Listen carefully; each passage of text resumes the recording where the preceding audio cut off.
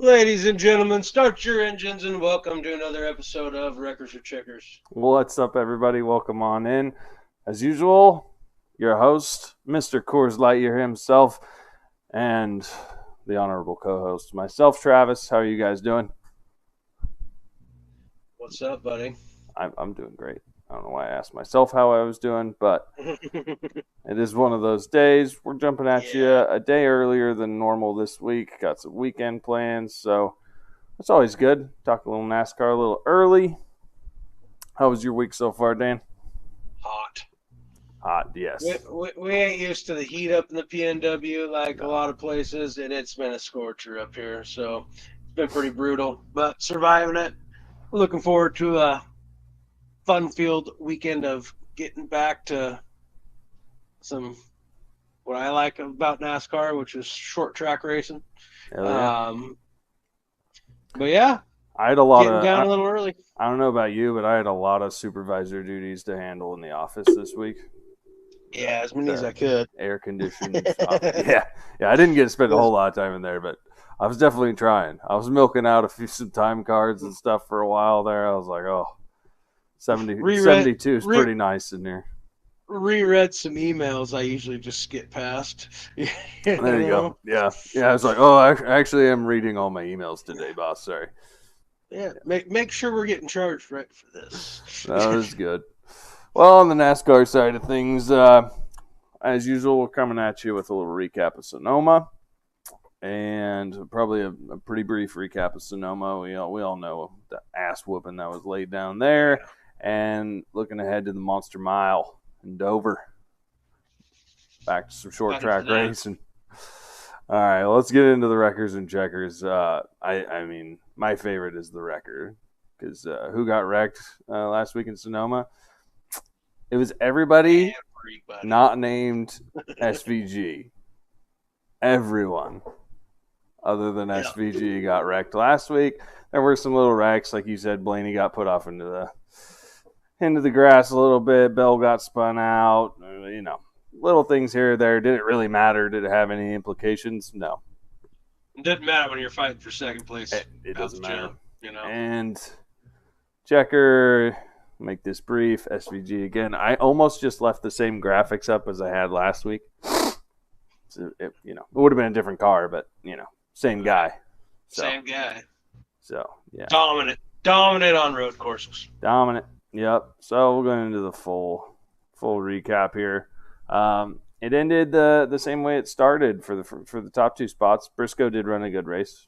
Started second, ended second. Only led 2 laps. I mean, when you lead 97 laps, set the record for the most laps led in Sonoma. What more is there to say? This guy is a ringer, just a dead ringer on these road courses. If this son of a bitch ever figures out how to run a short track or a super speedway, like everybody better watch out. Deadly. You're talking about championship sprees coming. My So boy Chase, dude, jumped up to finish third. Didn't lead a single lap, but hey, lock my of the week. my secondary backup lock of the week that I threw out there. Starting At least 13th, one of them and hit. can't be mad about it. No, Another top 3 for the 9 car. no, he looked good. Yeah, that McDowell up there, Bell. Honestly, this top 10 doesn't surprise me at all, other than maybe Logano. And it doesn't really surprise me. He's a good racer. It's just, not his style of race, really. Yeah, Kyle Busch is either that matter. Yeah, I mean, he's not terrible, though. Road course. I mean, you look at the odds on the right side there, the highest odds to start this race were Joey Logano at 5,500, and then it's Briscoe at 37 and Busch at 27. Everybody else is in the 1,000s or less, which is kind of odd for what we've seen this year. Like usually you have 2 or 3, 4 guys that are 5,000 plus, up to 10, 15,000. That'll finish, somewhere between 6th and 10th or something. So I felt like it was pretty chalk the whole way through. These were the guys that, maybe not all of them, but that a lot of people expected to be up here contending for it. So at least contending for second. Yeah, you can tell that even Vegas knew they were contending for second because Oh yeah. giving good road course racers plus 1,000 or better, and having one guy plus 140. Did you see what Briscoe said uh, after the race, like the post race interview or whatever about SVG? I missed that. It was something along. I'm paraphrasing something along the lines of like, I never played. Obviously, I never played against Michael Jordan in his prime, but he's like, but I have to feel like it's something like that, right? Where the guy's just so damn good, you don't even have a chance on these road Right. courses. Like that's how he felt. He's like, every restart, the guy just kicked my ass. Every restart. So it was Yeah, pretty funny. no doubt about it. But yeah, I mean, it kind of, it's cool, but it kind of sucks too. You'd hate to see one guy just completely dominate every style or every race of a certain style. So hopefully they can figure some stuff out. Some different Yeah, teams. some other teams need to step it up. I mean, Larson, is he is where's Shane he very been? good at this? Yes, but is he that much better than you are? Right? Like it does, which has been nice. It was nice to see Connor Zilic Oh knock him yeah, off in the Xfinity dude, that race. was awesome. Like, I was actually going to bring that up. That was like my favorite part of NASCAR this weekend. Honestly, was watching. yeah, Did you watch the I last few caught the laps end there? of it. I Yeah, did. That was all of it that I watched. that was cool. I just saw the replay. I didn't get to watch it, but I heard Zilich held him off really well at the end, and so I was watching it. And dude, talk about neck and neck at the end there. That was cool. If it wouldn't have been SVG behind him, and it would have been someone that could race like that, like you know, I think SVG could have put the bumper to him if he would have wanted to. I think so too. I think the But fact I that think it he was an would. Xfinity race, and maybe this kid's going to be racing on my team next year, Right. Notwithstanding. probably factored into that a little bit. Like it was close. He was racing him hard, but yeah, he didn't do anything egregious, which was cool. I Right. thought, because yeah, he could have got inside of him on one of those corners and put the bumper inside that rear quarter panel and Right. probably caused a little problem there. But like you said, Ran him out into the grass, something. knowing that there's a chance you're going to be teammates with the guy, it was probably a smart decision. Yeah, definitely. But I'm But good. I agree. That was the coolest part about this NASCAR weekend. Yeah, hell yeah, for sure. Love Trackhouse. Love this guy. Glad we're moving on to a short track. You ready to skip ahead to Dover next week and see what these odds look like? Yeah, let's go. All right. The Echo Park 400. Dover, the Monster Mile. Been to this track. Oh, have you? Yeah, this is one of the ones I went to last year. I love Nice. this track. It's beautiful. It Is was it? humid as hell. It was hot as hell, and I was severely hungover. But it was a good Yeah. time, no less. Yeah. Yeah. Cheers to that either way. So what Yeah, where is Dover again? Delaware. It was Delaware, up that's right. by. We stayed out at the beach in Ocean City, Maryland, Mm, and drove there. It was about an hour and a half away. Um, Great time. yeah. It was hot. Got to see Miles the Monster. Coolest, one of the coolest parts about the track. They got this big monster statue out front. I'm sure you'll know it when you see it. If Yeah, you can't yeah. I remember. know what you're talking about. Yep. Yeah, no, it's it'll be fun to see. I liked looking at this odds board a lot better than the road course odds we've been looking at. It looks like a lot more Yeah, people have a fighting chance here, which I like. definitely. Um, so right now, I'm just going to spit out a couple names that really stood out to me that I'm probably going to sprinkle a little money on. I'm fading the top 5, definitely the top 4. Trying to get more into that, like if I'm just going to bet a winner, trying to get more into that like plus 1,000 range at least. And the guys that stood out to me were Chase Elliott, Ross Chastain, and then Alex Bowman. I know you mentioned that guy, and I agree. I think that's a solid call. And Bowman, you're getting plus 2,200 odds if you're just Right. betting a winner. Chastain at plus 1,200, Elliott plus 1,000. those three I really like. They all do well at this track over the last 3 years. I think Elliott's the only one who's had a win here over the last 3 years, but I think Chastain's had 2 top 5s. Bowman's only raced twice here over the last 3 years, but he's had 2 top 10s, I believe, both times he was up here, 1 top 5. So yeah, those guys all have pretty good history here. I think if I'm going to go for a lock, though, my lock's got to be Chastain for a top 3 at plus 350. His average finish here over the last 3 years is 5.7. I feel like, that team's on fire right now. He seems like he's racing well. I think they're looking good for a top 3 finish. Yeah, not mad about it. I mean, very possible. Is there anybody stands out to you?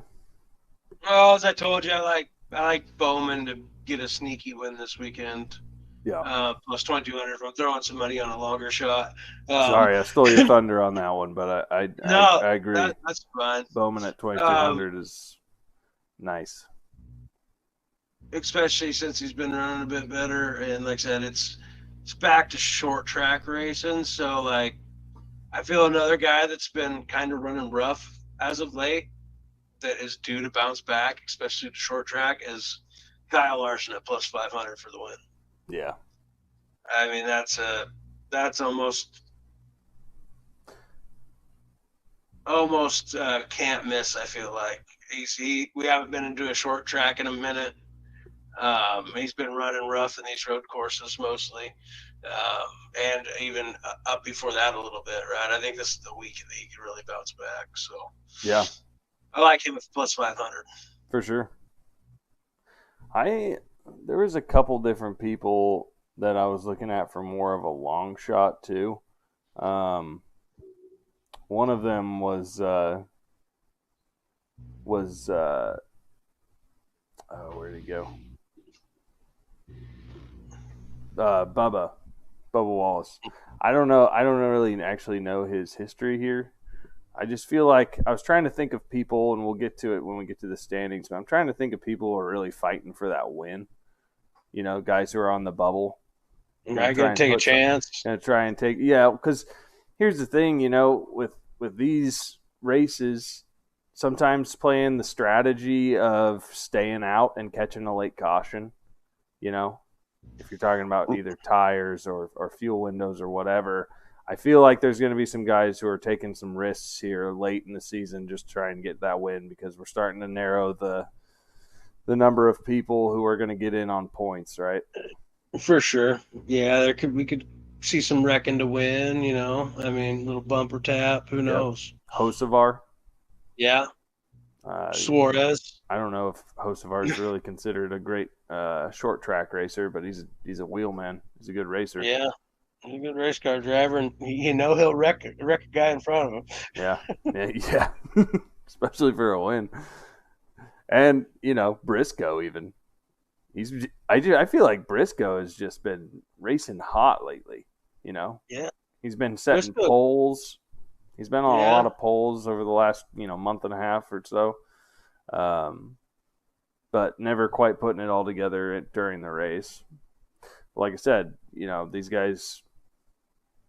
Every week we get, potentially closer and closer to, having another person knock somebody off that was going to get in on points, with a new winner. So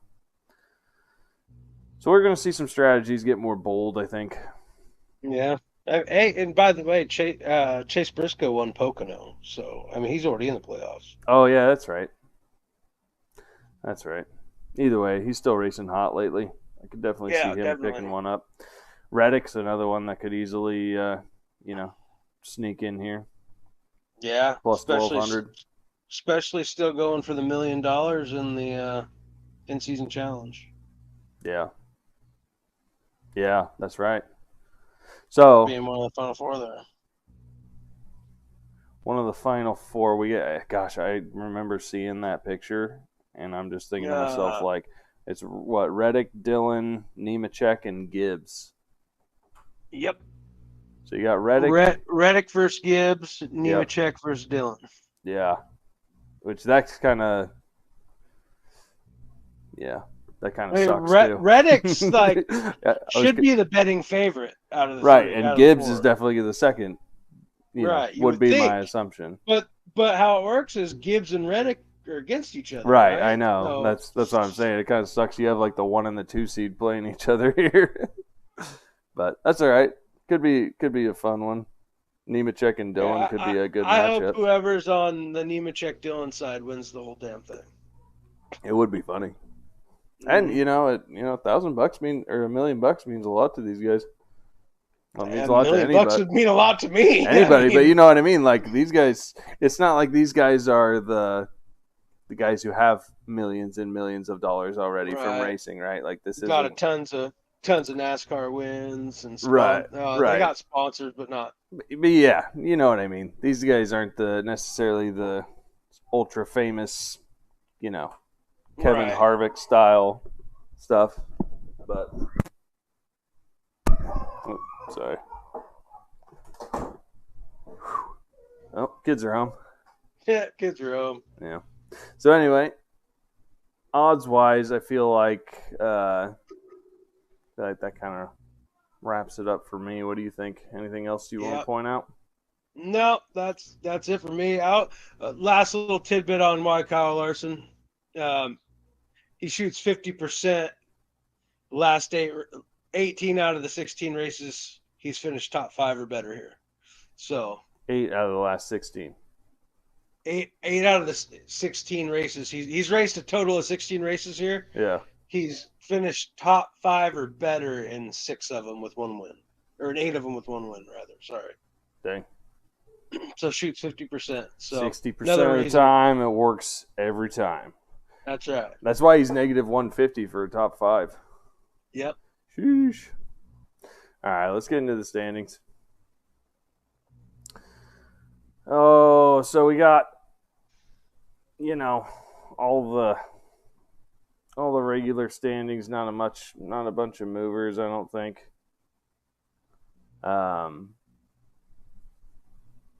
Reddick's up. Briscoe's up. Yeah. Figured Chase would have jumped Byron. Yeah, he's only 14 behind. I think he was less behind last week. I think he was like 13 behind last week. Yeah, I don't. Well, he should. Yeah, he should have got quite a few more points than Byron did. I would have thought, but I don't know if Byron picked up a stage win or something. Yeah, it could very well be. I don't know. Yeah. But yeah, I feel like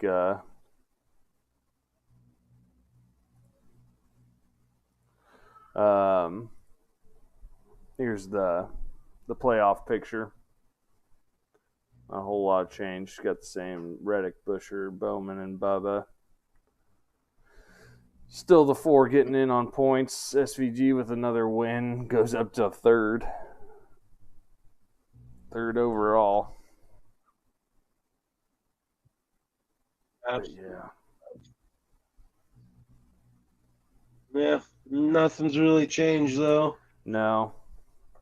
And then for the